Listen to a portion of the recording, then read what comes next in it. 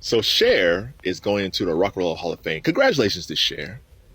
You know, I figured she was going in as a solo, which she is.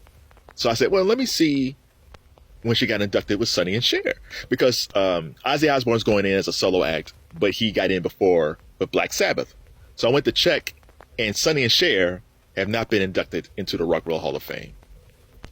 This makes no sense. I got you, babe.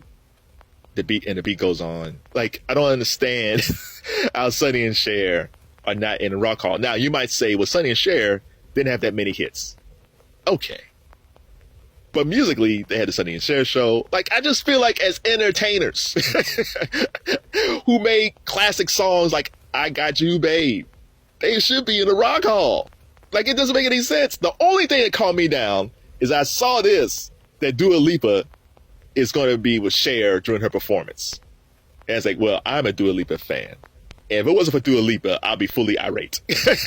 I might have to get Disney Plus again to see Dua Lipa with Cher, but we have to think about that. But, you know, it's great that Cher's going in, because I think Cher might be underrated.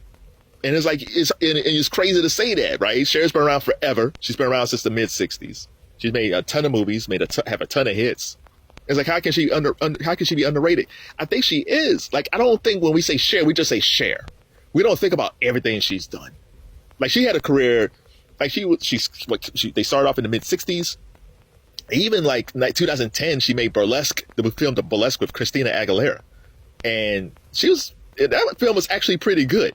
Like, it makes me wonder, because Cher had a bunch of comebacks, it makes me wonder if Burlesque was a hit, would Cher have another renaissance as an actress? And with Christina Aguilera, would she have started making movies if that film was a hit, but it wasn't? But no, man, I think we underestimated Cher's talent. Like, the first time I saw Cher was the Sonny and Cher Show. I was a little guy, real little guy. But I liked the dynamic of the shows, because back then you had, like, Donnie Marie had a show, Shields and Yarnell had a show. But Sonny and Cher were different, because first you had the height difference between Cher and Sonny, which was funny. And Cher was just sending these zingers at Sonny. Sonny was just like the goof, and Cher was just beating him up. And as a kid, like, oh my gosh, Cher is so funny. But then you realize later in life, like, oh, they were really divorced. Because the Sonny and Cher Show was on from 71 to 74. They got divorced in 75. The show came back in 76. And I'm gonna wonder how that negotiation was. But even when the show was initially on, man, they were like sleeping with other people. They didn't hardly talk to each other. It's like, man, it seems like the only time they actually talked to each other was on the show. So you know, their marriage was horrible at the end. But the funny thing is, in the beginning of their marriage, because Sonny was older than Cher, Cher said that she was very shy. She said they would go into the studio when they were first starting out, and she wouldn't talk to anybody. She was very shy. And Sonny brought that out of her. The Cher that we see today, yes, is through hard work, but that confidence that I saw in 76, that was Sonny back in the mid-'60s saying, like, no, you're a really good singer.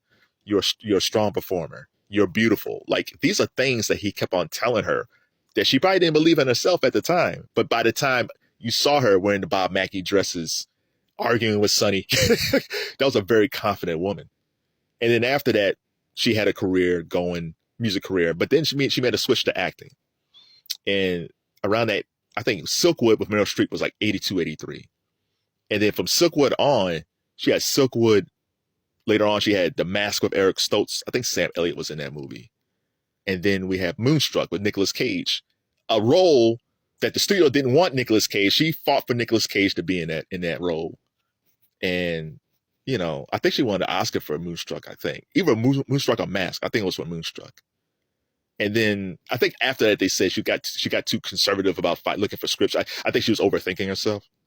But you didn't see this dramatic acting part coming through. You saw the comedy with Sonny and Cher, but you didn't see the acting part. And then later she would do The Witches of Eastwick with Jack Nicholson and Susan Sarandon and Michelle Pfeiffer. Oh my God. Jack had a good time on that set. Shout out to Jack Nicholson. But mixed in and all that, then Cher has a music renaissance. In the late 80s. Now her and Sonny came out in the mid 60s. In the late 80s, she comes out with I Found Someone. If I could turn back time. Classic hits, classic MTV hits.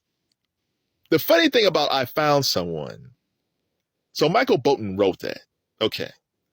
He wrote that for Laura Branigan. Laura Branigan had that on her album first in like 85, 86. And then Cher remade it. And then also on that same Laura Branigan album, Michael Bolton wrote, how am I supposed to live without you?